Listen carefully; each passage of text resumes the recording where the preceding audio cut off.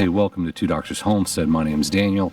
Wanted to get this video up just to talk about everything going on in the Middle East between Israel and Gaza, simply because there's such a huge chance of escalations right now that could affect people where they live, affect people personally, right? There's a Quinnipiac poll that says that 85% of poll respondents in the U.S. think there's either a high or very high chance of this conflict escalating. So I want to talk about what that might mean. What does an escalation mean, and how is this different than every other war we seem to be having all the time now, right? There's wars constantly back to back, always going. How is this different? And I also want to temper any fears, right? I think we need to be aware. I think we need to be prepared. But I was looking at my news feed, and there was a memory from 6 years ago, which was an article about North Korea saying we're hours away from nuclear war. So it seems like nowadays we're always hours away from nuclear war, from Armageddon, and this is certainly one of those situations. You could say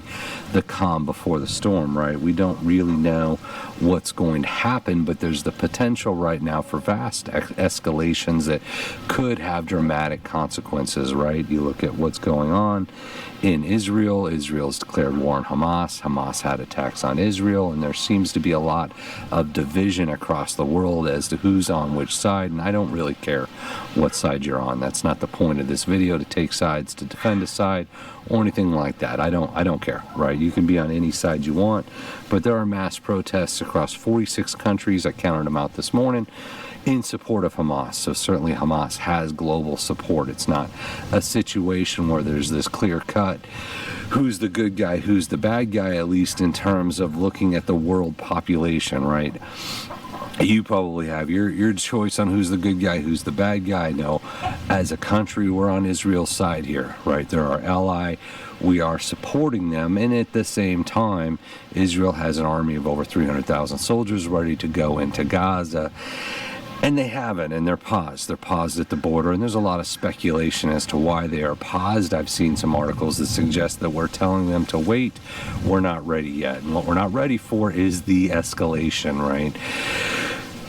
There's a potential for a lot of countries to get involved here very quickly, whether it's Iraq, whether it's Iran, whether it's Lebanon, whether it's China, right? Egypt, Turkey, you name it. There's a lot of countries that seem to have very strong opinions on what's going on and polarized, right? I said there's clearly two sides here, and that spreads across the globe. It's not clean cut, right? We have evacuation alerts for Lebanon.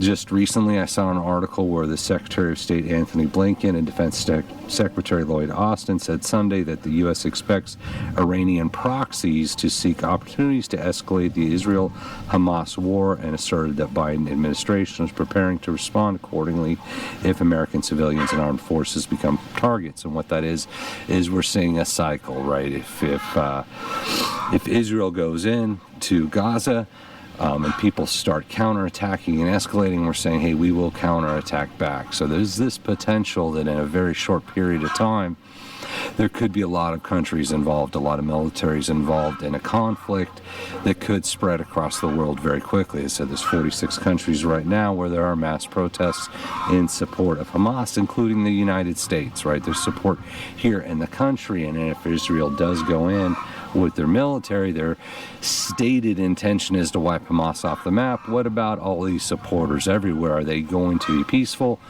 Is some percentage of them going to start doing retaliatory strikes? And if so, where? And what's that going to look like, right?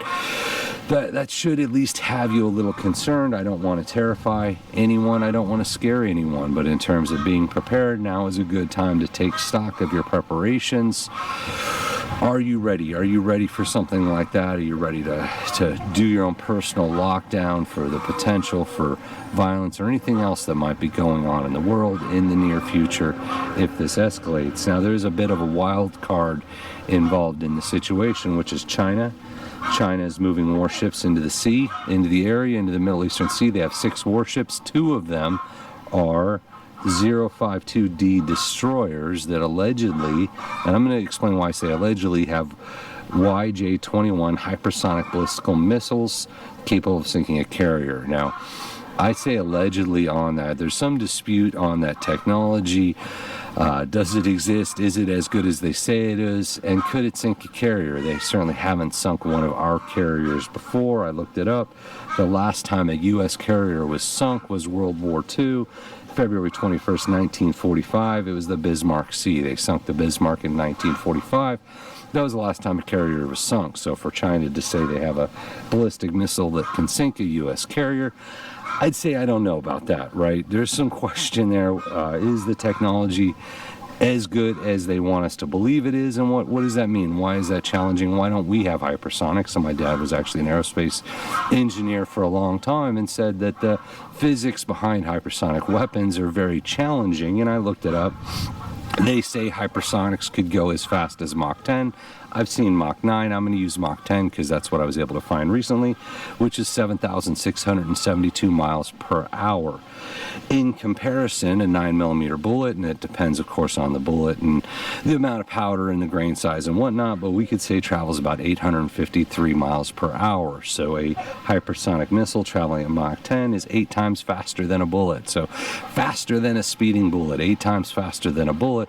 So that's going very quickly, and when you're moving at those speeds, physics get very challenging, right? Which is why we don't have hypersonic weapons yet, as far as I know. I'm not sure that they're as possible or capable as they're saying, but maybe they are. We don't know.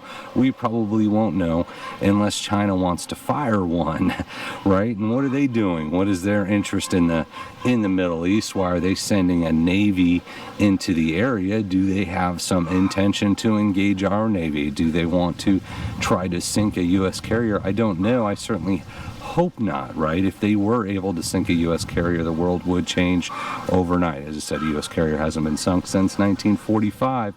That would be a big deal. That would be an escalation. And then whether things would go nuclear World War III, nuclear Armageddon immediately, whether we would be at war with China, what would happen? I can't speculate, right? I don't know what China's doing. I don't know China's intentions, or if they intend to try to use one of these hypersonic missiles, right? We don't know.